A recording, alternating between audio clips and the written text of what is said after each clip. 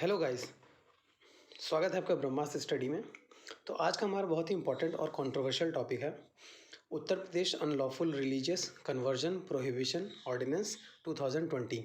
तो देखिए, अभी ऑर्डिनेंस उत्तर प्रदेश की कैबिनेट ने पास कर दिया है। ठीक, तो उत्तर प्रदेश की कैबिनेट ने ऑर्डिनेंस को पास कर दिया है और ये बहुत ही देखेंगे भाई ये ऑर्डिनेंस क्यों कंट्रोवर्शियल है, क्यों इंपॉर्टेंट है और बहुत ही सेंसिटिव टॉपिक क्यों है ये। ठीक, तो कंप्लीट हम इसके बारे में जानेंगे, प्लस जानेंगे कि लव जिहाद क्या है, ठीक, ओरिजिन क्या है उसका, और हम आगे इसमें देखेंगे भाई सुप्रीम कोर्ट ने इसमें क्या कहा, इलाहाबाद हाई कोर्ट ने इसमें क्या कहा है और एक्चुअली ये है क्या प्रॉब्लम। ठीक है, तो ऑर्डिनेंस भाई इतना कंट्रोवर्शियल क्यों हुआ सब जानेंगे इसके बारे में। और ये थोड़ा सा वीडियो लंबा हो सकता है क्योंकि हम इसमें कंप्लीट कवरेज करने वाले हैं। एग्जाम पर्सपेक्टिव से भी देखेंगे कि भाई कॉन्स्टिट्यूशनल बैकिंग क्या है इसमें, ठीक है, कहाँ हमारे राइट हैं जो कहाँ वायलेशन हो रहा है, तो सारी चीज़ें देखेंगे हम। तो चलिए शुरू करते हैं।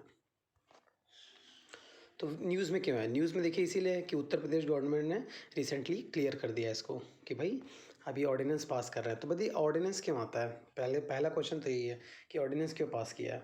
ठीक, ऑर्डिनेंस तब आता है जब एक हाउस या दोनों हाउस वर्किंग में नहीं है। ठीक है, तो ऑर्डिनेंस पास करना पड़ता है।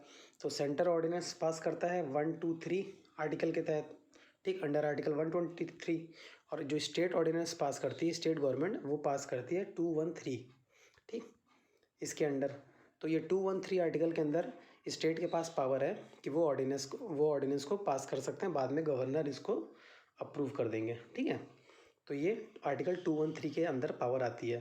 ठीक, क्यों, अब हमें पता है कि भाई जिस तरह कोविड की सिचुएशन चल रही है, कहीं ना कहीं विंटर सेशन तो नहीं होगा, लेजिस्लेटिव असेंबली का भी विंटर सेशन नहीं देखने को मिलेगा हमें।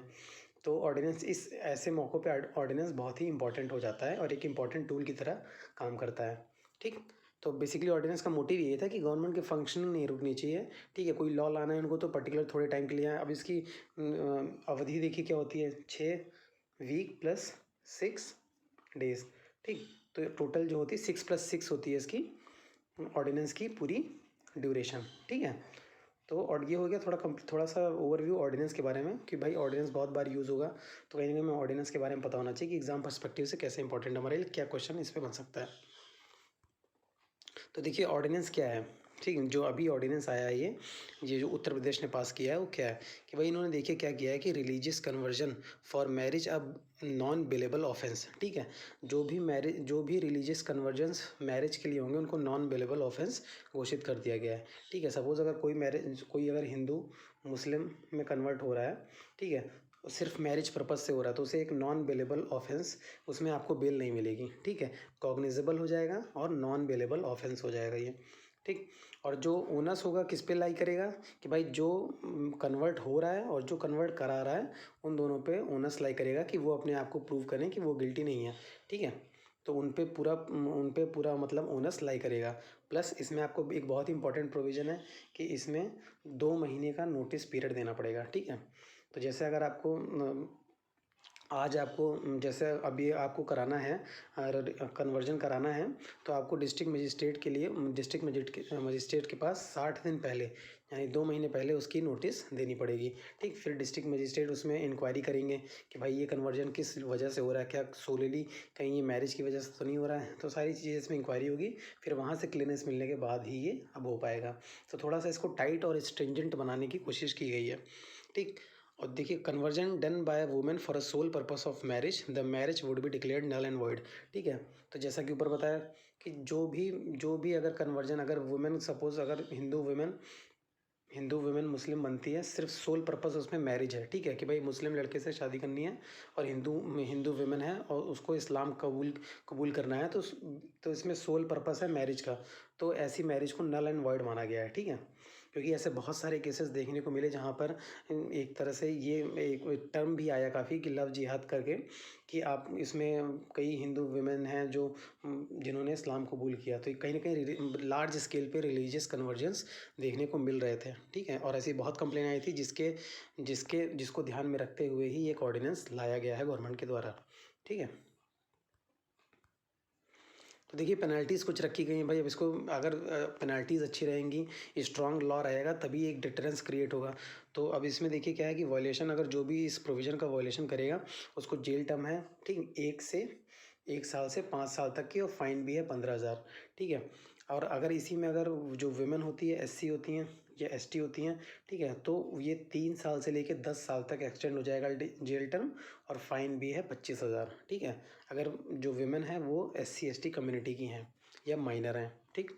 और ऑर्डिनेंस भैया एक ले डाउन करता है स्ट्रिक्ट एक्शन, ठीक है, including cancellation of registration of social organization conducting mass conversions, ठीक है। सपोज जैसे कोई सोशल ऑर्गेनाइजेशंस उसमें इन्वॉल्व हैं, ठीक, बहुत सारी हैं जो जो शादियाँ करवाती हैं, उसमें पाया गया कि भाई ये रिलीजियस कन्वर्जन करा के शादी कर रहे हैं, तो उनका ऐसे में लाइसेंस भी कैंसिल हो सकता है और उनके खिलाफ स्ट्रिक्ट एक्शन लिए जा सकते हैं, ठीक है।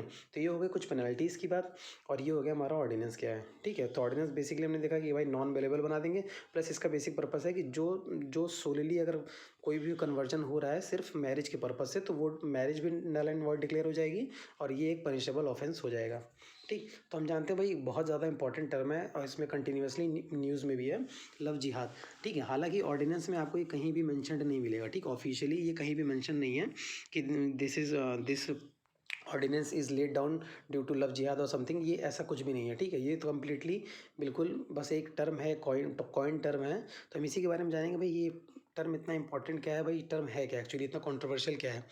तो देखिए जो आइडिया था लव जिहाद का वो 1927 में था, ठीक है, पहली बार आया था 1927 की बात है कि भाई एक र्यूमर आया कि मुजफ्फरनगर की बात है कि हिंदू वुमेन ने मैरिड हुई, ठीक है, मैरी मुस्लिम मैन, ठीक, और उसके लिए उसने कन्वर्जन किया, तो हिंदू जो वुमेन थी वो मुस्लिम में कन्वर्ट हुई टू मैरी ए मुस्लिम गाय, ठीक। तो ये 1927 की बात है, पहली बार आया था मुजफ्फरनगर में, ठीक। फिर जब क्या हुआ, शुरुआत हुई अर्ली 20th सेंचुरी की, तो सेवरल हिंदू रिफॉर्मर्स ने इसके बारे में बात करना शुरू कर दिया भाई कि जो हमारी हिंदू वुमेन है उनको फोर्सिबली मुस्लिम में कन्वर्ट किया जा रहा है, ठीक है। वहाँ से कंट्रोवर्सी जनरेट हुई, ठीक।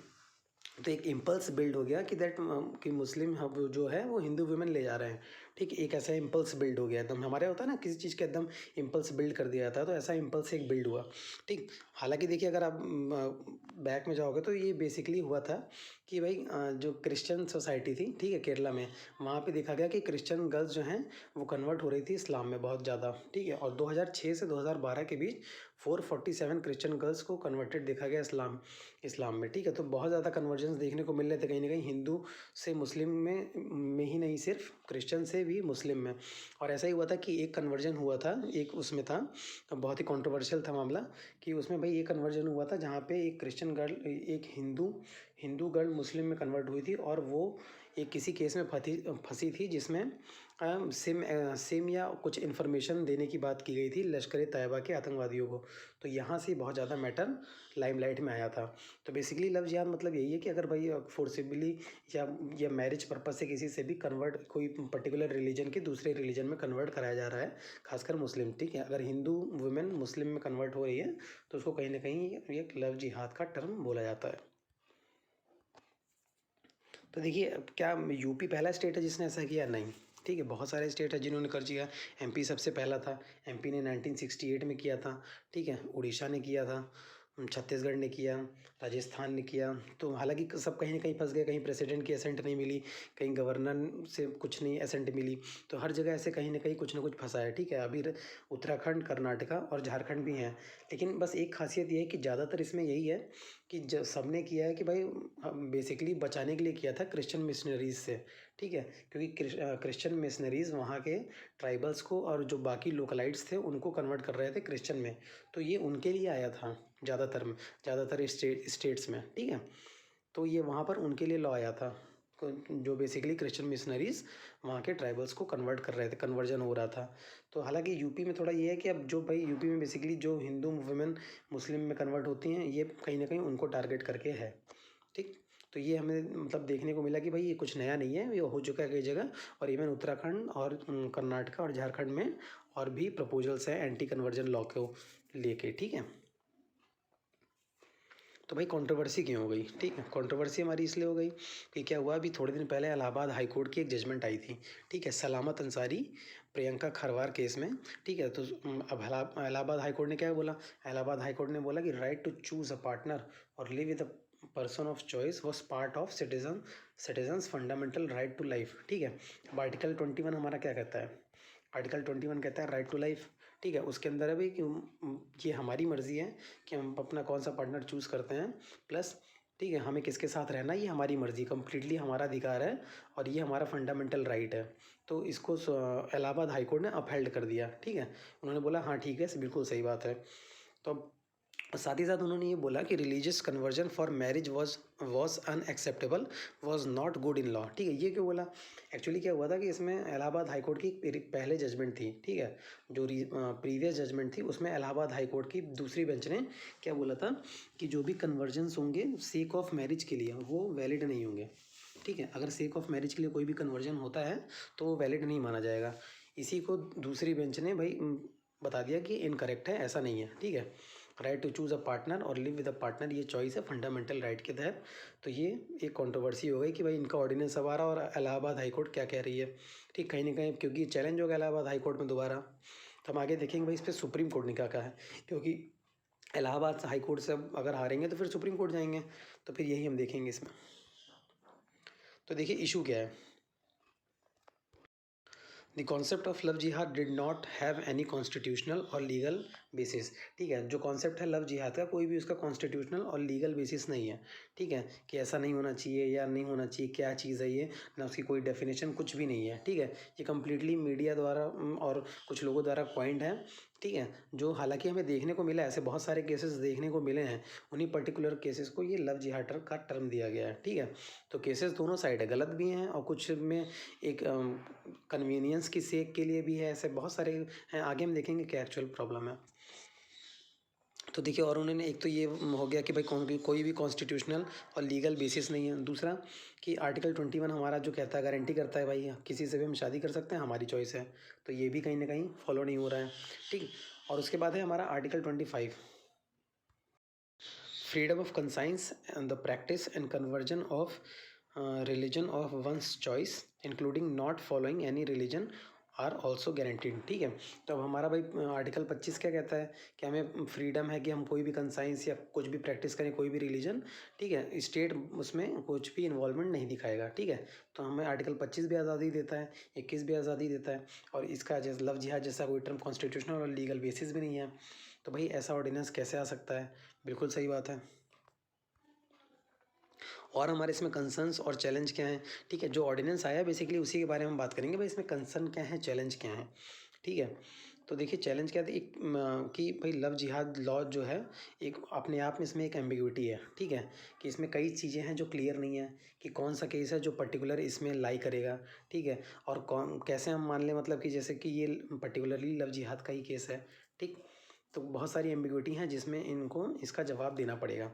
प्लस कहीं ना कहीं हमने इसमें क्या किया है इस पूरे उसमें कि जो डिस्ट्रिक्ट मजिस्ट्रेट हैं उनको ज़्यादा पावर दे दी गई है रिगार्डिंग मैरिज रिलेटेड मैटर्स में। ठीक है, अब डिस्ट्रिक्ट मजिस्ट्रेट के पास 60 दिन का टाइम है कि भाई 60 दिन, दो महीने के अंदर वो इंक्वायरी करेंगे, और सोलिली उनके पास अथॉरिटी आ गई कि भाई वो अगर बताते हैं कि ये हाँ ये मतलब ये पर्टिकुलरली मैरिज के लिए ये जो कन्वर्जन है नहीं है तो नहीं माना जाएगा। ठीक है, तो डीएम के पास बहुत ज़्यादा पावर आ गई। तो कहीं ना कहीं इसको भी थोड़ा सा डीएम के उसको भी एक तरह से पॉलिटिसाइज करने की बात आ गई कि अब जैसी हवा होगी वैसे इनको डिसीजन देना पड़ेगा। और even the question of whether a religious conversion is truly conducted solely for the purpose of marriage is inherently vague। बिल्कुल वही बात। ठीक है, कि अब हमें बिल्कुल वेग है कि हमें पता नहीं है भाई कि कम्प्लीटली क्या रिलीजियस कन्वर्जन जो है वो मैरिज के लिए है कि नहीं है। ठीक है, और it is in the subjective assessment and appreciation of these tennis phrases that the real peril lies। this is the matter left entirely to the discretion of the judge।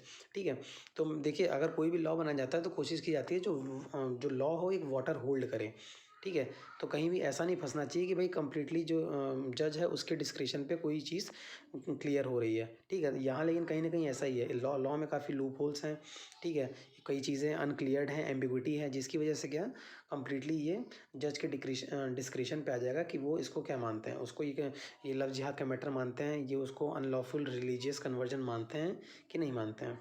ठीक, और प्लस देखिए अब ये अगर ये आएगा जो हमारा ये लॉ है ये कहीं ना कहीं देखिए उसको जो जैसे कि एक आपने सुना होगा स्पेशल मैरिज एक्ट। ठीक है, ये उसको असर नहीं डालने वाला, ठीक है। स्पेशल मैरिज एक्ट बिल्कुल इससे अनटच रहेगा, ठीक। स्पेशल मैरिज एक्ट में क्या है, स्पेशल मैरिज एक्ट में होता है कि जो दो लोग हैं, ठीक है, वो अगर सेम फेथ, वो अपनी अपनी फेथ फॉलो करते हैं और साथ में आना चाहते हैं तो बिल्कुल आ जाएं। उन्हें 30 दिन पहले नोटिस देना होता है और वो बिल्कुल शादी कर सकते हैं स्पेशल मैरिज एक्ट के तहत, ठीक है। तो स्पेशल मैरिज एक्ट में बिल्कुल ये स्पेशल मैरिज एक्ट इससे बाहर है, तो ये अच्छी चीज़ है इसमें कहीं ना कहीं कि स्पेशल मैरिज एक्ट इसमें नहीं है। तो स्पेशल मैरिज एक्ट में अगर दो लोग, जिस सपोज अगर कोई एक्स पर्सन है, ठीक है, हिंदू, और कोई वाई पर्सन है मुस्लिम, और ये लोग अपनी अपनी फेथ फॉलो करते हैं और शादी करना चाहते हैं तो बिल्कुल शादी कर लें, क्योंकि यहाँ कोई कन्वर्जन नहीं हो रहा है, रिलीजियस कन्वर्जन नहीं हो रहा है। ये अभी भी हिंदू हैं, ये अभी भी मुस्लिम हैं, ये अपनी फेथ फॉलो कर रहे हैं और शादी कर रहे हैं, तो ये स्पेशल मैरिज एक्ट के तहत कर लें, कोई भी समस्या नहीं आएगी, ठीक। तो ये इसमें कुछ कंसर्न्स हैं, चैलेंजेस हमें देखने को मिले हैं, ठीक है। और इसमें बेसिकली अभी तक जो देखा गया है वो ये देखा गया है कि जो ज़्यादातर कन्वर्जन्स हुए हैं वो सेक ऑफ कन्वीनियंस के लिए हुए हैं, ठीक है। जब जैसे स्पेशल मैरिज एक्ट में भी अगर 30 दिन का टाइम जो लेते हैं, ठीक है, 30 डेज़ का टाइम जो मिलता है, उसमें क्या होता है, फैमिलीज़ परेशान करने लगती हैं, ठीक है। तो कहीं ना कहीं ये भी नहीं चाहते, जो कपल्स होते हैं वो भी ये भी नहीं चाहते कि भाई उनको 30 दिन परेशान किया जाए, ठीक। तो इसीलिए वो कन्वीनियंस के लिए तुरंत कन्वर्जन करके शादी करना ही पसंद करते हैं, ठीक। अब कन्वर्जन के लिए भी 60 दिन का समय मांगा गया है, तो कन्वर्जन तो वहाँ रुक गया, ठीक। और प्लस उसका एक नॉन बेलेबल ऑफेंस हो गया है। तो इसमें कहीं ना कहीं एक हमें क्या करना पड़ेगा, एक कन्वीनियंस देने ज़्यादा ज़रूरत है। अगर सपोज़ दो लोग डिफरेंट फेथ के हैं और साथ आना चाहते हैं, ठीक, तो आर्टिकल 21 के तहत तो कॉन्स्टिट्यूशनल बैकिंग उनको मिली गई, प्लस हमें उनके लिए रास्ता आसान करना पड़ेगा कि हम एक उनको कन्वीनियंस प्रदान करें, जिससे कि वो रिलीजियस कन्वर्जन की ओर ना जाकर एक कन्वीनियंस के थ्रू साथ रह सकें, ठीक है। तो बेसिक मुद्दा ये है। और कहीं कहीं पे थोड़ा फोर्सफुल होता है, तो बेसिकली हमारा जो इसका क्रक्स रहा है वो यही रहा है कि भाई हमें फोर्सफुल कन्वर्जन को रोकना है, ठीक है। पर इसमें हमें पता है ना वही कि एम्बिग्विटी इतनी ज़्यादा है कि हमें नहीं पता कि फोर्सफुल है कि कन्वीनियंस के लिए है कि किस में है, तो ये चीज़ हमें देखनी होगी। तो देखिए सुप्रीम कोर्ट ने इस पे क्या लिया। तो ये सुप्रीम कोर्ट ने जो लिली थॉमस और सल्ला मुद्गल का केस था, उसमें बोला कि religious conversions carried out without a bonafide belief and for the sole purpose of deriving some legal benefit do not hold water, ठीक है। तो सुप्रीम कोर्ट ने भैया क्लियर शब्दों में एकदम बोल दिया कि बिना किसी बिलीफ के, ठीक है, कोई बिलीफ नहीं है आपकी, ठीक है, आप आपके मुस्लिम धर्म में कोई बिलीफ नहीं है, ठीक, मुस्लिम रिलीजन में, लेकिन बस वही है कि आप एक पर्टिकुलर शादी में आना चाहते हो तो आपने इस्लाम कबूल कर लिया, ठीक है। तो ये कोई भी वाटर होल्ड नहीं करेगी। प्लस अगर आप रिलीजियस कन्वर्जन कर रहे हो, पर्टिकुलर कोई बेनिफिट है आपका, ठीक है, कि आप बेनिफिट चाहते हो, कोई प्रॉपर्टी है, कुछ है, तो अगर इसके लिए आप ऐसा रिलीजियस कन्वर्जन कर रहे हो तो वो भी ऐसे कोई भी मैटर वाटर होल्ड नहीं करते, मतलब कोई भी ऐसे मैटर कोर्ट में नहीं टिकने वाले, उनका कोई लीगल बेसिस नहीं होगा और वो मैटर बिल्कुल नल एंड वॉइड माने जाएंगे, मैरिज भी और ऐसे कोई भी जो भी प्रॉपर्टी या कुछ भी हो गया सब नल एंड वॉइड, ठीक। तो सुप्रीम कोर्ट ने क्लियर शब्दों में कह दिया है। तो कहीं ना कहीं ये मैटर कर जाता है, क्योंकि जो ऑर्डिनेंस पास हुआ है इसी बेसिस पे हुआ है कि जो फोर्सफुल कन्वर्जन्स होंगे या कोई भी ऐसे कन्वर्जन होंगे जो सोलिली मैरिज पर्पज से होंगे, तो उनको ऐसा करना एक ऑफेंस है। तो कहीं ना कहीं सुप्रीम कोर्ट भी इसको होल्ड करेगी, ठीक, कि अगर भाई हाँ ये सही बात है, बस ये है कि इसकी थोड़ी एम्बिग्विटी कम हो जाए। अगर एम्बिग्विटी कम हो जाती है तो कहीं ना कहीं ये एक अच्छा ऑर्डिनेंस माना जाएगा, क्योंकि ऐसे बहुत सारे लोग हैं जो बहुत सफ़र करे हैं इसमें, इन केसेस में, ठीक है, फोर्सफुल कन्वर्जन्स में। तो ये दोनों साइड कहीं ना कहीं बराबर देखने को मिला है हमें। बस हमें ये देखना है कि भाई कोई चीज़ जो पेपर में है क्या वो उतनी अच्छी ग्राउंड पे इम्प्लीमेंट हो पाएगी कि नहीं हो पाएगी, ठीक है। तो ये कुछ इंपॉर्टेंट बेसिक फैक्ट्स हैं, ठीक, जो हमारे एग्ज़ाम पर्सपेक्टिव से इंपॉर्टेंट है, इनको हमें देखना है, क्योंकि ये देखिए ये टॉपिक जो है वो हमारे इंटरव्यू के लिए भी इंपॉर्टेंट है, मेंस में राइटिंग के लिए भी इंपॉर्टेंट है, प्लस प्रीलिम्स में इसका इंपॉर्टेंट कुछ टॉपिक ये हैं कि भाई इसमें कौन कौन से कॉन्स्टिट्यूशनल आर्टिकल इन्वॉल्व हैं, ठीक है, आर्टिकल 21, 25 और ऑर्डिनेंस क्या है ये इन्वॉल्व, प्लस इसमें देखिए कुछ बेसिक फैक्ट्स हैं पॉपुलेशन को लेकर, ठीक है, कि 1991 में क्या पॉपुलेशन थी, 2001 में, 2011 में, प्लस एनुअल ग्रोथ कितनी हुई, ठीक है, 2001 से 2011 इधर एनुअल ग्रोथ कितनी हुई। फर्टिलिटी रेट देखिए, फर्टिलिटी रेट कंटिन्यूसली डिक्रीज़ कर रहा है, ठीक है, हर एक रिलीजन का फर्टिलिटी रेट डिक्रीज़ किया है। तो ये कहीं ना कहीं बहुत अच्छी बात है, हमारी पॉपुलेशन एक स्टेबलाइज हो जाएगी, जिससे एक हम जो हमारा डेमोग्राफिक ट्रांजिशन हमें देखने को मिल सकता है। अच्छा, और फीमेल एजुकेशन में देखिए लगातार फीमेल एजुकेशन का परसेंटेज बढ़ रहा है, ठीक है। तो ये डेटा बेसिकली हमारे NFHS के हैं, ठीक है, नेशनल फैमिली हेल्थ सर्वे के। तो बहुत ही ऑथेंटिक, बहुत ही इंपॉर्टेंट डेटा हैं जिनको हम एग्ज़ाम में यूज़ कर सकते हैं, चाहे वो मेंस हो या प्रीलिम्स में डायरेक्टली अगर क्वेश्चन आता है, ठीक है, वन डे एग्जाम्स में। ठीक है, इस तो ये कुछ हमारा इंपॉर्टेंट था, बहुत ही सेंसिटिव टॉपिक, और कुछ हमने इसके बारे में जानने की कोशिश की, ठीक है। तो बताइएगा आपको कैसा लगा, लाइक करिए, शेयर करिए, सब्सक्राइब करिए। तब तक के लिए जय हिंद दोस्तों।